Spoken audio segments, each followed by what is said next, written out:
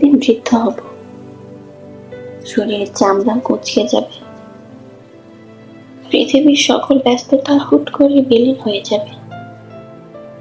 এমন অবসর সময়ে আমার জন্য তখন কেউ সময় খরচ করবে না।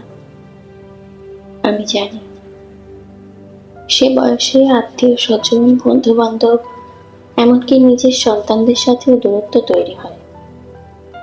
একাকী নিরিবিলি এক বদ্ধ ঘরে তখন মানুষ দিনের পর দিন মৃত্যুর অপেক্ষা করে যায়।